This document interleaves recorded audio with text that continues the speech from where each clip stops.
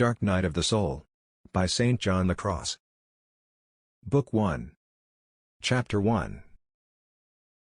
1.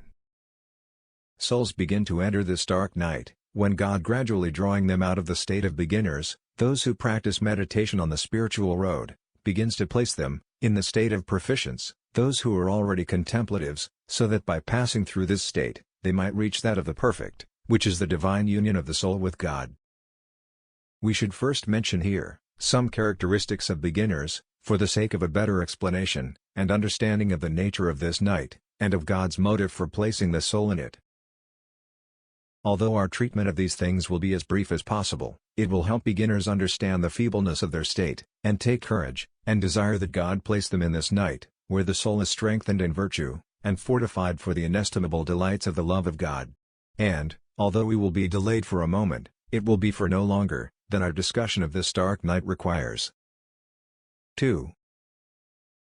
It should be known, then, that God nurtures and caresses the soul, after it has been resolutely converted to His service, like a loving mother who warms her child, with the heat of her bosom, nurses it, with good milk and tender food, and carries, and caresses it in her arms.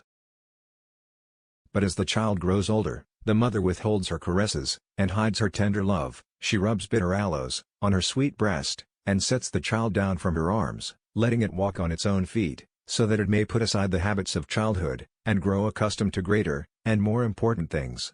The grace of God acts just as a loving mother, by re-engendering in the soul new enthusiasm and fervor in the service of God.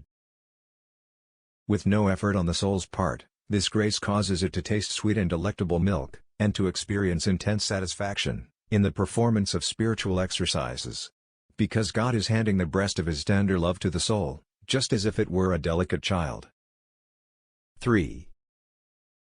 The soul finds its joy, therefore, in spending lengthy periods at prayer, perhaps even entire nights. Its penances are pleasures, its fasts, happiness, and the sacraments and spiritual conversations are its consolations. Although spiritual persons do practice these exercises with great profit and persistence, and are very careful about them, spiritually speaking, they conduct themselves in a very weak and imperfect manner. Since their motivation in their spiritual works and exercises is the consolation and satisfaction they experience in them, and since they have not been conditioned by the arduous struggle of practicing virtue, they possess many faults and imperfections in the discharge of their spiritual activities. Assuredly, since everyone's actions are in direct conformity with the habit of perfection that has been acquired, and since these persons have not had time to acquire those firm habits, their work must, of necessity, be feeble, like that of weak children. For a clearer understanding of this, and of how truly imperfect beginners are, insofar as they practice virtue readily, because of the satisfaction attached to it, we will describe, using the 7 capital vices as our basis, some of the numerous imperfections beginners commit. Thus, we will clearly see how very similar their deeds are to those of children. The benefits of the dark night will become evident, since it cleanses and purifies the soul of all these imperfections.